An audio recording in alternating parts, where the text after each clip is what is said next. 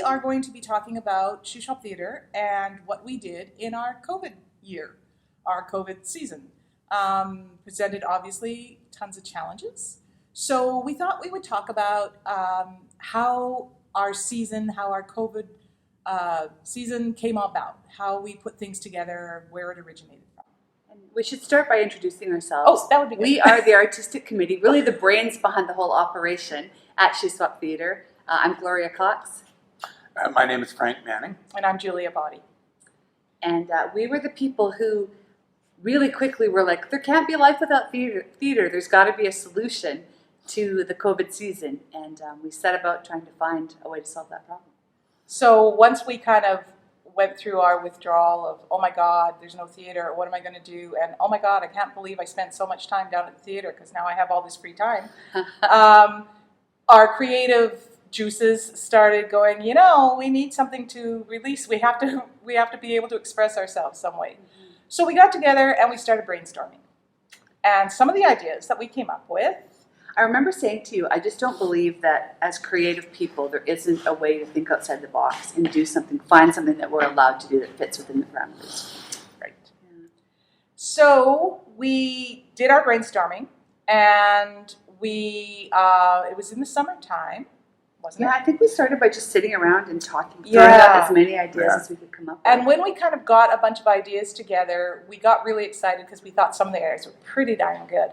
So we went to the board and we presented to them what we had proposed what we proposed would happen with and board support and feedback. And I think we tried to find something every month or two throughout the course of the year, so different than our standard season.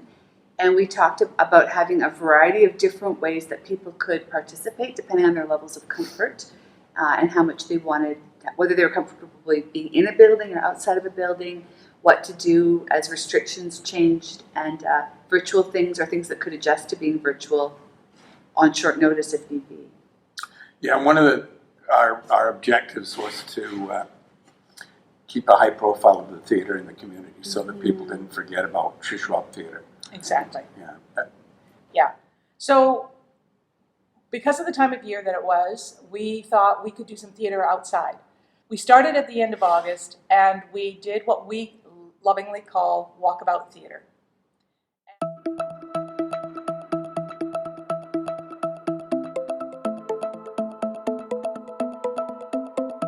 What that entailed was that we put up 5 different stations with tents, and there were 10-minute performances at each station. And they were just all around the outside of our building. So we used the alleyway beside the theatre, the parking lot behind. We have a city parking lot below that we got permission to set up tents in, and we spaced ourselves out. And had great plans to have lots and lots of people, but then had the health inspector come and say we could only have 10 per tent, right? For Right, a total of 10 50 per tent, yes. Through. It didn't matter that we were outside. We couldn't have like 50 per tent, even though the tents were very far apart. So that kind of we felt at first like, oh my gosh, just 10 people.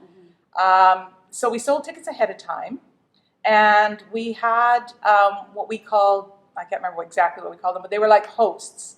And they were in charge of staying with that group of 10 people and moving with them every 10 minutes to the next tent to see the next show. In response to the air horn. That's right. Which was a lot of fun. And so obviously with 10-minute moving and then the few minutes that it took for people to move, because they brought their own chairs and they had to move their chairs and get all set up. So it turned out to be approximately an hour's worth of entertainment. And we actually ended up having some refreshments, but again, obeying all the COVID protocols. Mm-hmm. We had our building open, but only to use the washrooms. A musical station? We had a musical station, so we had somebody singing. It was actually quite a lovely evening. And we had one tent that was youth-oriented. We had some high school students that did a play. We did a tent with improv. We did 3 tents that had short 10-minute plays. One of them that local Shuswap Theatre people had written, yeah, which was cool. And we got a great response. We had people from as far away as Kelowna who said, we're looking for something, and we saw you in the paper, and we decided we need to come and go to some live theater.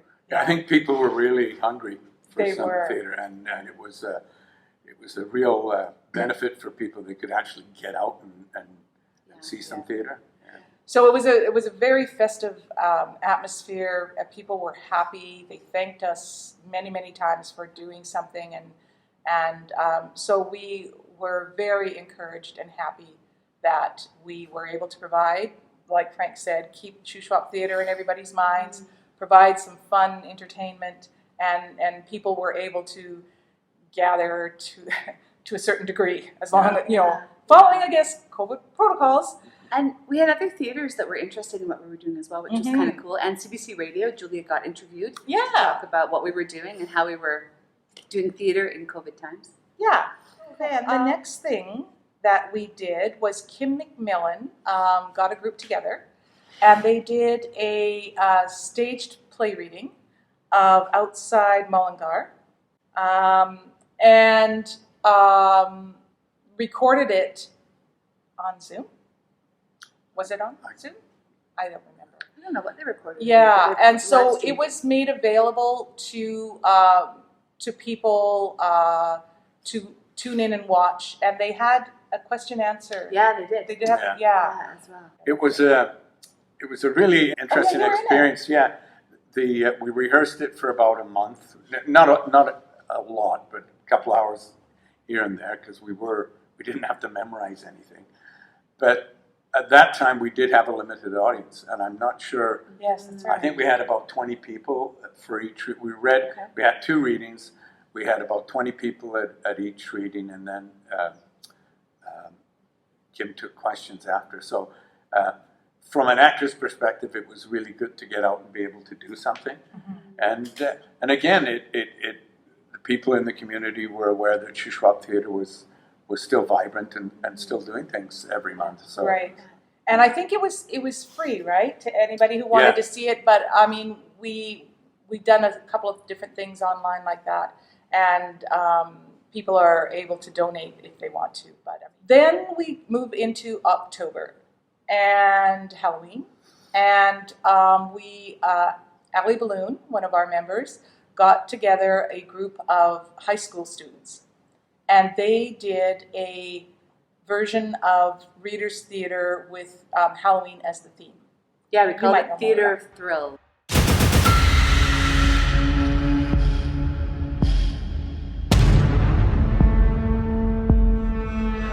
Yeah. It was a series of short little different Reader's Theatre and radio show kind of pieces. And how many were there altogether? I think there were 4 I don't remember different exactly. shows that they put together, rehearsed over and we were fortunate to be able to show that in front of an audience of less than 50, as well as record it and have our little local voice of the Shuswap radio station played it both on Halloween and I think a second time later that same weekend. Yes.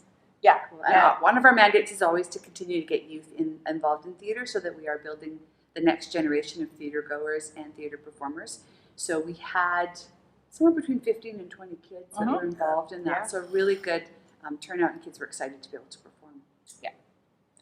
And then after that, we went into November, and we did a staged play reading called Dead Men Don't Do Radio Plays.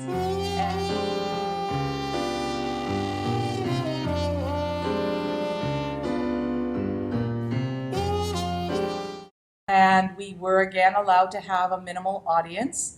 And again, our local radio station broadcast the plays as radio plays a couple of different times over a span of a week. That was super fun. Yeah. We had microphones all over the stage and just little bits of costume. It was kind of film noir.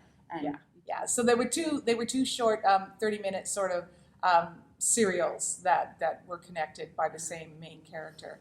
And again, good response. I mean, our Shuswap Theatre supporters have been so terrific and understanding and willing to help us to do what we want to do.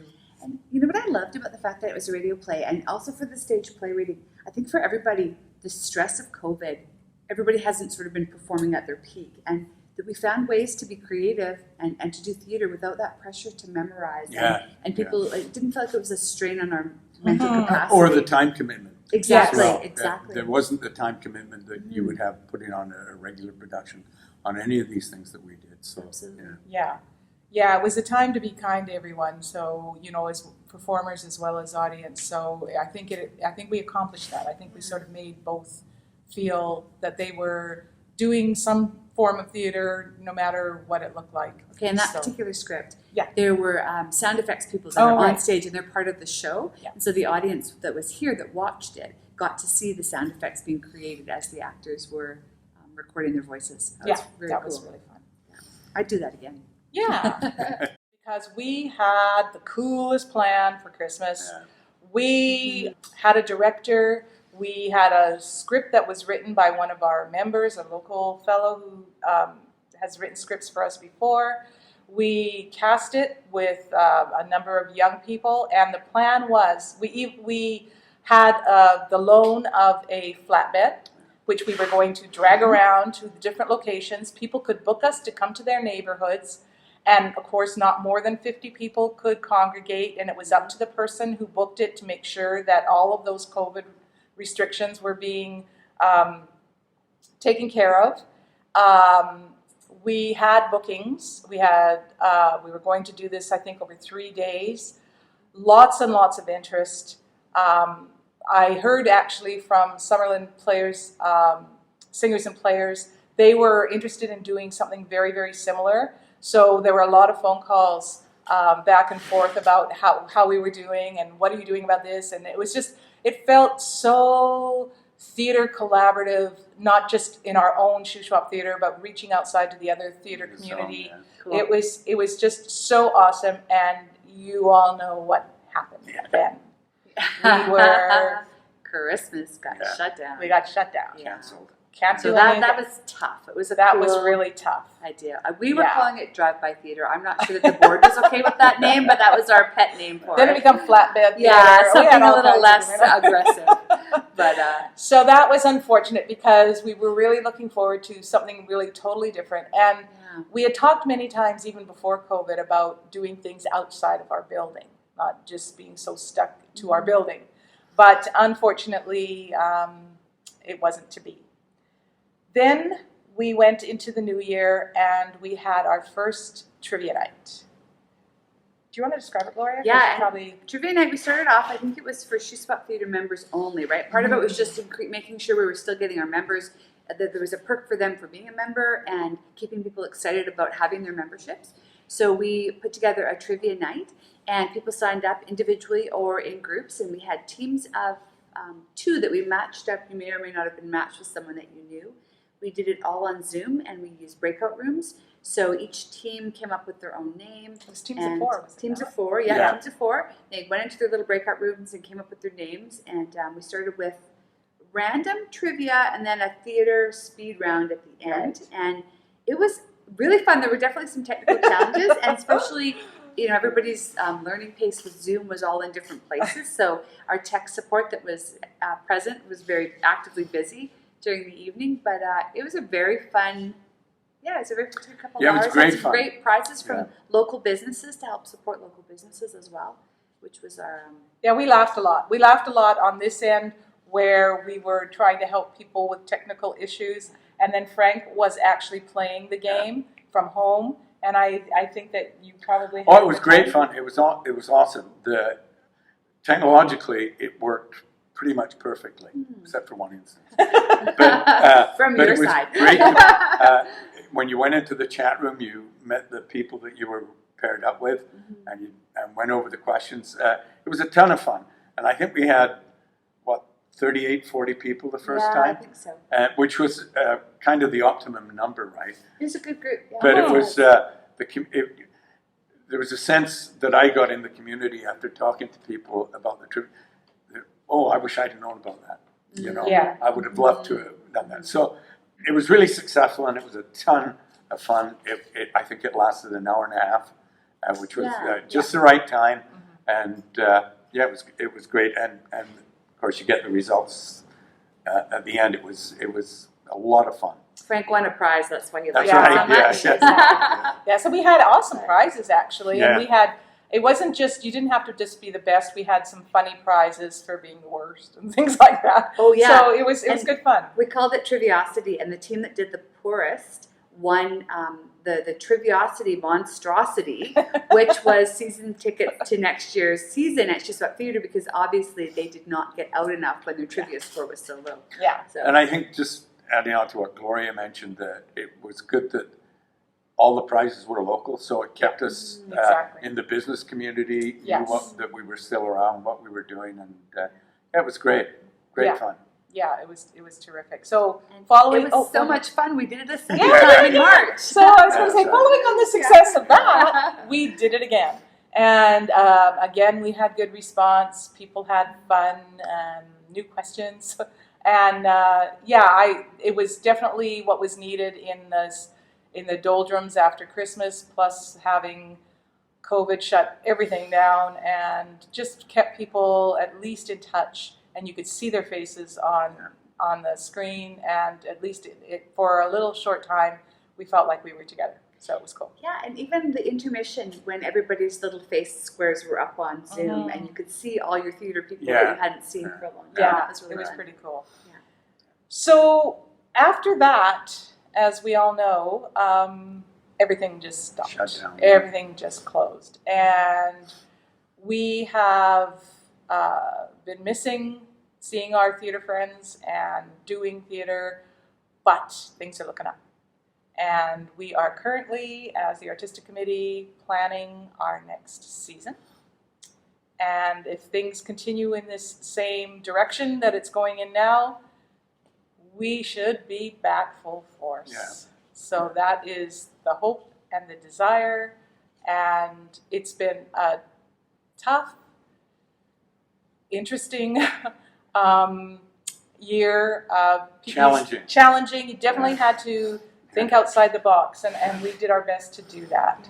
Yeah, and it's not the standard putting on plays that we usually do and selling tickets, and yet it was kind of a fun challenge finding ways to still keep our theater community alive and to connect and use our resources and our talents in a different way. Right. Which it's probably good for us. Shakes us out of our 3-season, we got the same plan every year, we're going to make it happen and follow a template. And Exactly. we tried something new and we found some things we're going to keep, which is really cool. as well. Yeah. This whole Christmas idea with the flatbed, I'm still not going to let go of that totally. I don't know how it's going to happen. I don't know when it's going to happen.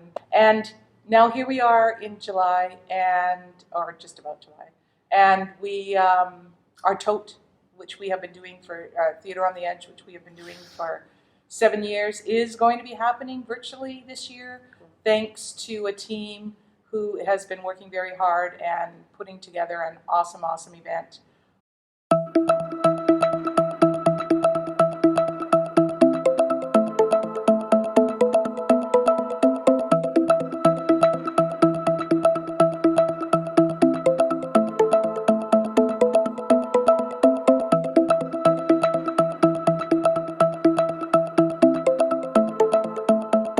I think everybody has discovered things that they may hang on to through this whole COVID situation, but being back together and doing live theater is definitely going to be great. That's never going out of style. That's never That's going right. to stop.